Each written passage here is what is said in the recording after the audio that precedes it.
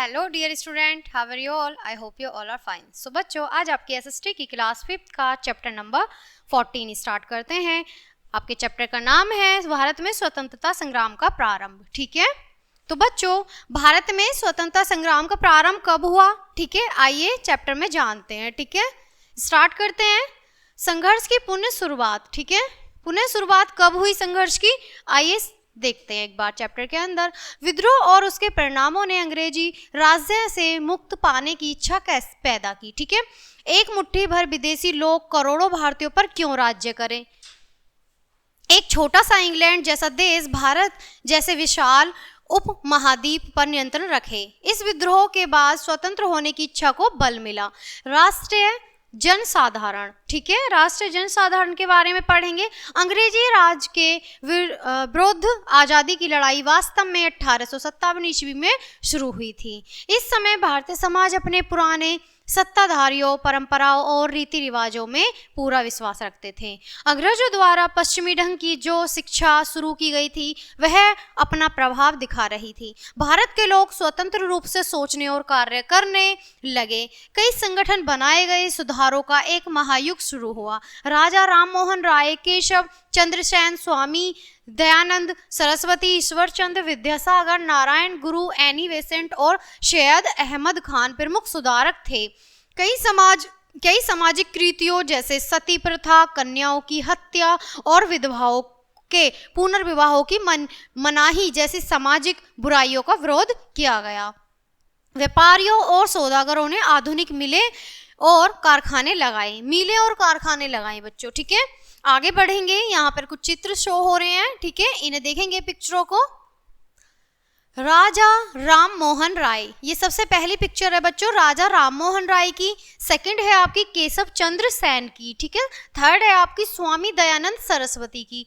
Fourth है ईश्वर चंद्र विद्यासागर की। ठीक है, और 5 है आपकी एनी बेसेंट और 6 है आपकी सर सैयद अहमद खान की। ओके, सो बच्चों भारतीय ने अपने विद्यालय खोले। उन्होंने अंग्रेजी शासकों का अपनी समस्याओं और आवश्यकताओं की ओर ध्यान खींचने के लिए सभाएं की। हर कोई अंग्रेजी राज्य से आज़ादी चाहता था। अंग्रेजी स्वयं को भारतीय से श्रेष्ठ समझते थे। जो बच्चों अंग्रेज लोग थे वो क्या था कि भारतीय लोगों को कैसा नीचा समझते थे और अपने आप को बहुत ज़्यादा सर्वश्रेष्ठ कि हम जैसा महान कोई नहीं है। ठीक है, सेवा निवृत्त अंग्रेज अधिकारी ने शिक्षित भारतीयों की सहायता से इंडियन नेशनल कांग्रेस भारतीय राष्ट्र अंग्रेज नामक संस्था की स्थापना की। इस संस्था का पहला सत्र यानी कि अधिवेशन श्री W.C. बैनर्जी, व्योमेश चंद्र बैनर्जी की अध्यक्षता में बम्बई में हुआ। यानी कि मुंबई जो पहला पुराना नाम था बम्बई में हुआ। ठीक है, बॉम्बे में हुआ। इस सत्र में 72 प्रतिनिधियों ने भाग लिया था। शीघ्र ही कांग्रेस पार्टी सारे देश में फैल गई और यह संपूर्ण देश की आवाज बन गई। नरम दल और गरम दल, बात करते हैं बच्चों नरम दल और गरम दल की। ठीक है, कुछ नेता जो अपनी बात को अंग्रेजों से प्रार्थना के रूप में कहते थे वे नरम दिल के नेता कहलाते थे। जो अपने स्वाभिमान को नहीं देखते थे, क्या करते थे वो बहुत नरमी से अंग्रेजों से पेश आते थे, जो उनके एक तरीके से कह सकते हैं कि उनके सहयोगी बनना चाहते थे। ठीक है, ये थे गोपाल कृष्ण गोखले, सुरेश नाथ चटर्जी, दादाभाई नेरोजी, बदरुद्दीन सैयद।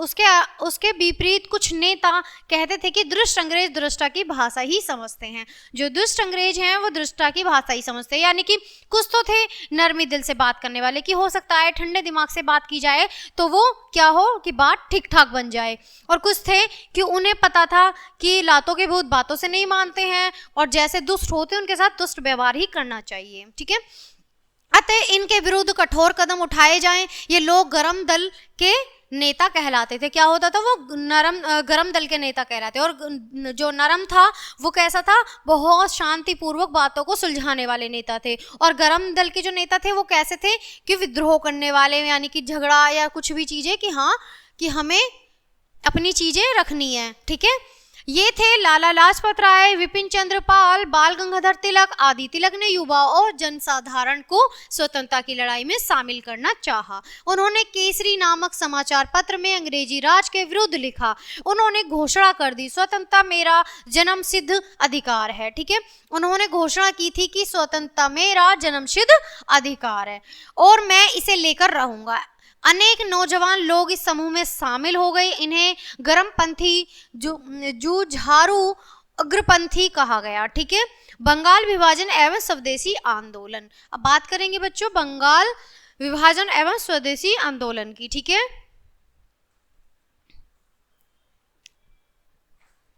यहाँ पे कुछ पिक्चर शो हो रही हैं जिनके नाम है गोपाल कृष्ण गोखले। ठीक है, ये हैं गोपाल कृष्ण गोखले, सेकंड है सुरेश नाथ चटर्जी, थर्ड है दादा भाई नौरोजी। ठीक है, फोर्थ है लाला लाजपत राय और 5 है आपके विपिन चंद्र पाल और 6 है आपके बाल गंगाधर तिलक। ठीक है, ये उनकी सभी की क्या है पिक्चर शो हो रही हैं। ओके, कुछ ही वर्षों में इंडियन नेशनल कांग्रेस एक शक्तिशाली संस्था बन गई। संपूर्ण भारत में स्वतंत्रता की मांग उठी।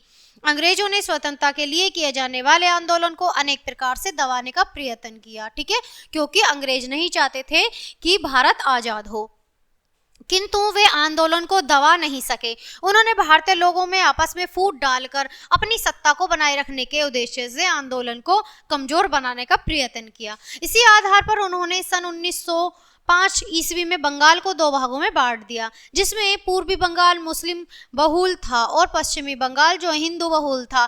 भारतीयों ने अंग्रेज की इस चाल को समझा कि अंग्रेजों की यह नीति है कि कूट डालो, राज्य करो। अंग्रेजों के इस निर्णय और नीति के विरुद्ध आंदोलन छेड़ दिया गया एवं बंगाल के विभाजन का पूरे देश में व्यापक विरोध हुआ।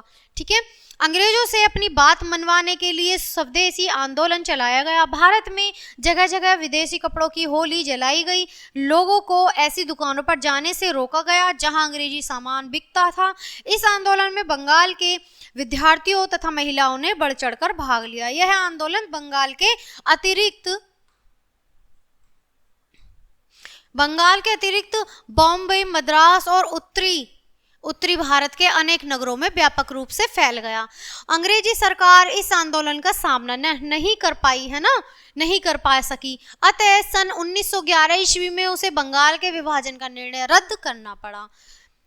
क्रांतिकारी, बात करते हैं बच्चों क्रांतिकारी की। ठीक है, शांतिपूर्ण आंदोलन और बहिष्कारों ने अंग्रेज शासकों पर बहुत ज्यादा प्रभाव नहीं डाला। कुछ नवयुवकों का विचार था कि ऐसे प्रदर्शनों, हड़तालों, सभाओं आदि से आजादी कभी नहीं मिल सकती। वे इसके लिए अंग्रेजों के विरुद्ध हिंसा का प्रयोग अनिवार्य मानते थे। उनका विचार था कि शक्ति का जवाब शक्ति से दो, ताकत का जवाब ताकत से दो और जल्दी आज़ादी प्राप्त करने के लिए ताकत का प्रयोग करना चाहिए।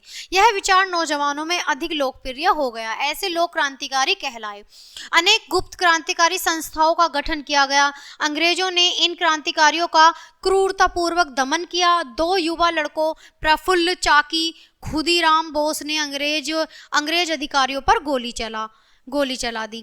खुदीराम बोस को, जो केवल मात्र 5 वर्ष का था, कैद कर लिया गया और उसे फांसी दे दी गई। ठीक है, खुदीराम बोस, ये खुदीराम बोस का फोटो है बच्चों। ठीक है, उनकी पिक्चर है जिन्होंने अंग्रेजी अधिकारियों पर गोली चलाई थी और उन्हें क्या करा कि फांसी की सजा सुना दी। भारत की आज़ादी के लिए कुछ लोगों ने दूसरे देशों में भी काम करना शुरू किया। मैडम कामा जैनवागई, नरेंद्रनाथ चट्टोपाध्याय बर्लिन में और राजा महेंद्र प्रताप और मौलाना बरकतुल्लाह काबुल गए और स्वतंत्रता आंदोलन चलाने लगे। अमेरिका में लाला